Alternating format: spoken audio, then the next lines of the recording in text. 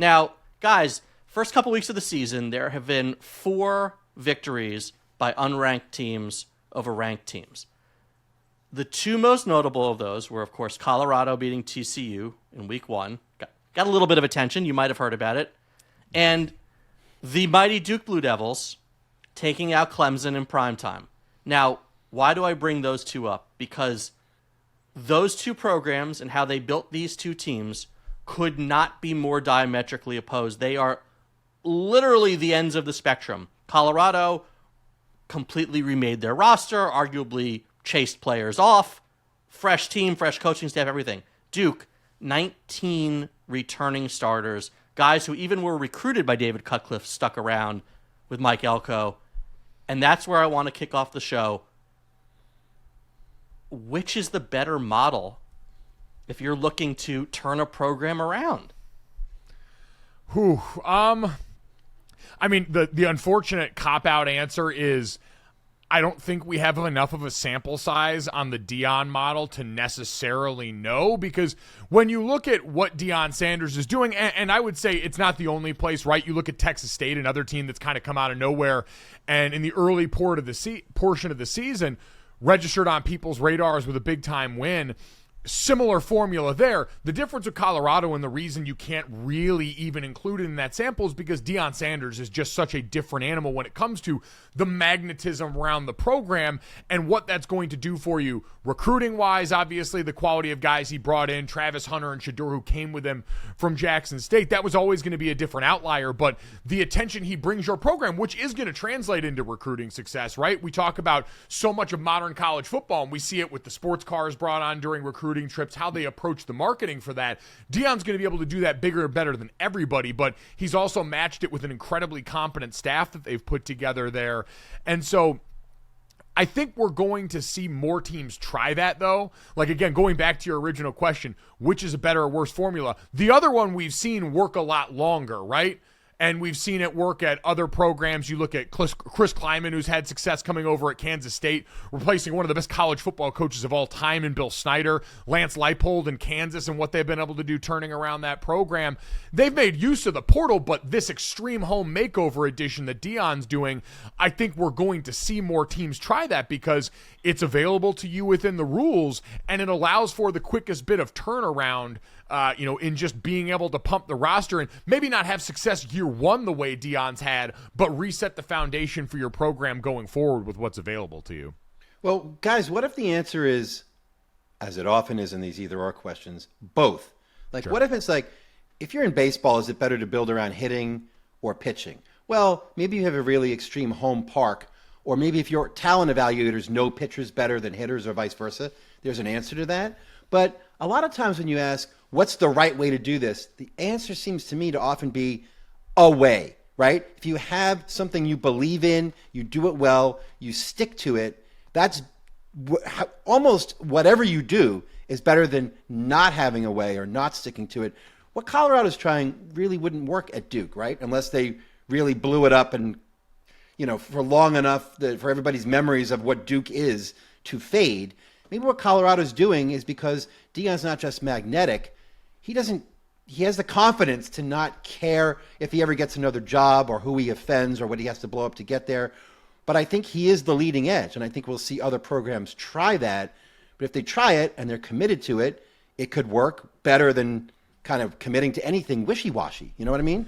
Well, I think as a corollary to that, and I'm interested in Mike's perspective on this, I would argue that what Duke is doing right now is harder in the current environment because of programs like Colorado to be able to keep that many players and through a coaching change. I mean, Riley Leonard was recruited by David Cutcliffe. You see guys leaving all the time for the slightest scent of more playing time or a better program or something. To have kept all these guys, to have 19 returning starters, who and then you can supplement here and there with a. I think I would not have even thought that was possible in today's climate. Is this an outlier, Mike? No, you know what? I think that's a good point, and that getting guys to stick is difficult. I mean, you even look at another example, Tennessee and Joe Milton, the fact that this is now his third year on campus, despite the fact that he lost the job to Hendon Hooker in year one. And some of that's going to be predicated on different spots, right? What your compensation package looks like. I know Texas had a lot of people gunning after their backup quarterback this offseason, at least reportedly, and we're able to put together packages for these guys to say NIL-wise, reportedly. So these are all the things about the new world. But I think you also hit on what's at the core of this. And Peter, you brought up the idea of, having a formula. This is also a Jimmy's and Joe's thing, right? If you go to a program and you inherit a star quarterback, and Riley Leonard falls into that category of underrated but quality quarterback returning in college football, you've got more to build around than most. I think it's always going to be a healthy blend too. This might work good as far as restarting and resetting at certain programs depending on what you inherit. With Colorado, you inherited a 1-11 football team. One of the most misleading stats in college sports is returning production from a prior season or games started from a prior season, because if they're starters on a bad team that aren't up to par for what you're going to need to compete, then that returning experience isn't going to buy you a whole lot. And so if you've got a churn there because you just don't have the dogs to hunt on the roster right now, then you might go that direction. But what we see most programs do at the Power 5 level is, and even on the highest levels, when you look at Georgia, Bama, and a bunch of the other perennial stars, is you're using it to plug holes in your roster. You're using it the way NFL teams would in free agency. And, for teams like SC, they made a habit of it both years, right? It was a hockey line change on offense in year one. This year in year two, it's been largely on the defensive side of the ball. They went to work in the portal. So everyone's going to use it differently, and it's going to be finding that healthy blend that your program specifically, like you brought up, what your program can absorb and realistically pull off based on the resources that you have. And Colorado, remember, changed a bunch of rules that made it a lot easier for Deion to get transfer players in there right when he first got started. So it's going to require give and take top to bottom that Colorado was willing to do. It's always easier to see these things in retrospect, right? But in retrospect, it's a perfect storm at Colorado, right? They really embraced, as you're saying, not many teams have the guts to embrace nowhere to go but up. Right? Even if you're 1-11 and 2-10 or something disastrous, either you don't have the money, like the NIL money, or you don't have the forethought, or you're just stuck in your old ways. A lot of those teams that really bottom out hire the same old coaches, the same old staffs, embrace the same old ways, don't change up all that much.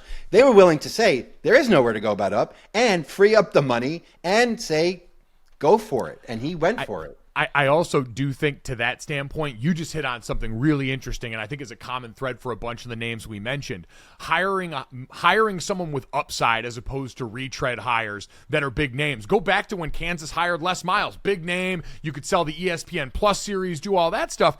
And then instead you go out and hire Lance Leipold, who comes over from Buffalo, has a background in non-high D1A football. He changes that. Chris Kleiman changes that. You look out in Washington with Kalen DeBoer right now and what he's doing with that program. And Deion Sanders, coming from Jackson State, coming from FCS, HBCU football. Different trajectory because, again, we know he's Deion Sanders, but the trend there at least is, hey, we're looking at someone with upside who's going to come in and breathe life into this program, not just be set in their ways. Mike, well, it's the first rule of underdogs, Peter, right? Well, right. To hit risk, untapped potential, upside. Right.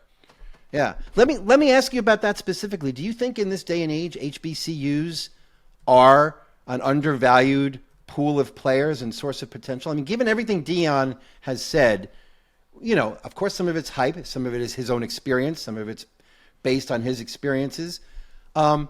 Is there still talent there, players or coaching, that's being overlooked in general or on average by the rest of FBS? Oh, I would say so. I mean, there's so many different reasons why players end up at certain spots and choose different schools. There's always going to be talent. And the rule used to always be, you'd hear in the NFL say, hey, if you're talented, we'll find you. Yeah, I mean, the organizations that are willing to work hard and do the work. And in college football, I think before, when transferring was a little bit more difficult of a proposition, you didn't see as many people maybe constantly looking. But now I wouldn't be surprised if we see a bigger recognition of that represented in the portal, because now you've got staffs whose whole job it is to be watching in the portal, looking out to see who's jumping in there.